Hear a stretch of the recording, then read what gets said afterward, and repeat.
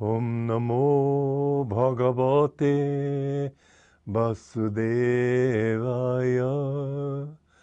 Om Namo Bhagavate Vasudevaya.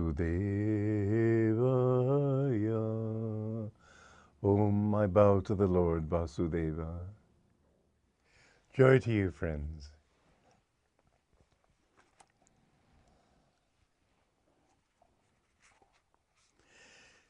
In stanza 64 of chapter 2 of the Gita, the man of perfect self-control is able to act in this world unaffected by it. Inwardly free from attachment and repulsion, he has attained unshakable inner calmness.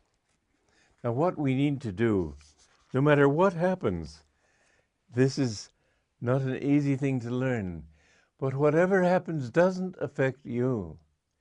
As it says earlier on in chapter 2, water cannot drown the ego, the true self. I mean, fire cannot burn it, wind cannot dry it up. You cannot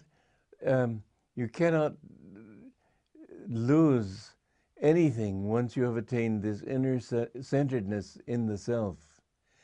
The self is not the ego.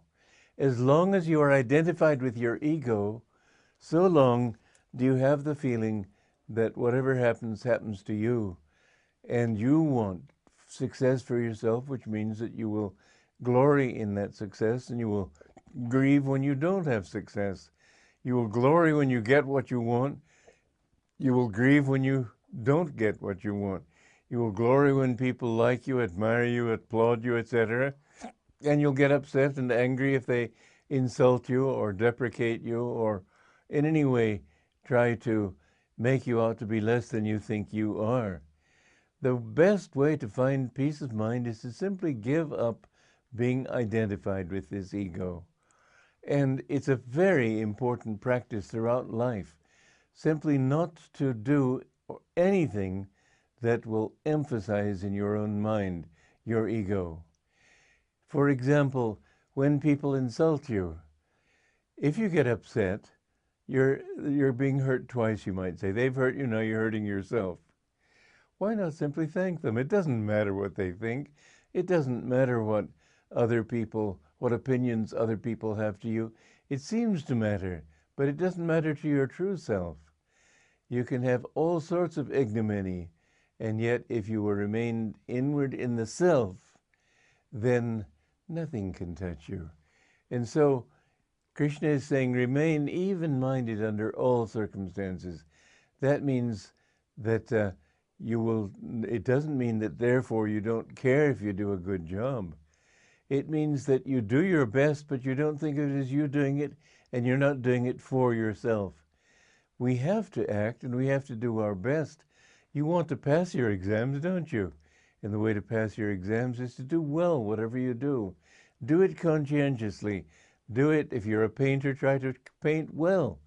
But don't think in terms of comparison. I'm better than he.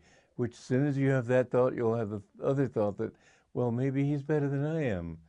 There'll come that uncertainty, that insecurity. Whereas if you are really secure in yourself because you're calm and indifferent to what other people think of you, then you will find that always you are at peace. Remember, that same self is in all. And if that same self in somebody else is not appreciating what you're doing, then what you do, instead of reacting and saying, why did you treat me like that, or why did you talk like that, think calmly, is this something that I need to change in myself? I want to be good, I want to do well, I want to do as best I can in everything.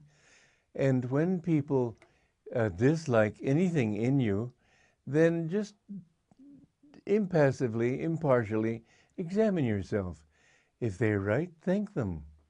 If they're wrong, well, thank them for what, at least in you can interpret as their goodwill in telling you, even though it may not be their goodwill, but thank them anyway. I have found that by doing so, that I can do everything much better, because I'm trying to satisfy the supreme judge, which is God. And I know that he always loves me no matter what I do, and therefore he can tell me I've done a bad job, and I'll just wait for him to help me to do a better job. But what other people think of you and how they speak of you doesn't touch the real you. It is this temporary you that you carry with you for countless incarnations. What we want to do is get out of incarnation. We want to get out of that which brings us back repeatedly into suffering. The greatest thing you can do for God is to bring other people, as well as yourself, out of suffering, to teach them those things which will help them to understand, where does suffering come from and how can I dissipate it? Where does it come from? Not from other people, not from the world, from your own reactions to the world. When you can learn to even your reactions so that you don't get excited when things go well, and therefore don't get depressed when things go badly, but always refer everything back to the joy in yourself. That is who you really are. There was a child in our Ananda community here who, after a race with children in the neighborhood, was asked, "Did you win?" He said, "No, but I won against myself." That was a very good answer. It made me happy to think that we have such a community that can teach children these values. Because to win against yourself is the only real victory that is possible. So whatever you do, give the fruits to God. Say you are the doer. But then in yourself say, I will do the best I can, but I know that it's not I doing it. I'm not going to be involved in the victory of it. I remember when I was a youngster running down a football field all excited because our team was making a home run, making a touchdown. What's the point, Nick? You win a game, then you lose a game. Then you win a game, then you lose a game. This whole thing is, life is just like sports. Happy one day, down the next. I've won today, yesterday I lose. What does it matter? I played football in college. It was because everybody who was fit to be in the Army was in the Army, and I was a little too young. But anyway, I remember my favorite play. We won every game, and it had nobody scored upon us, so we were untied, unscored upon, and unbeaten. And I remember one play where I was to run interference, and there were these two big bruisers coming at me on the other side.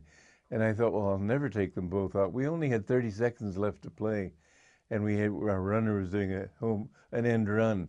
And I tried to take out one of them, but at that moment, my shoelace had come untied, and I tripped over it.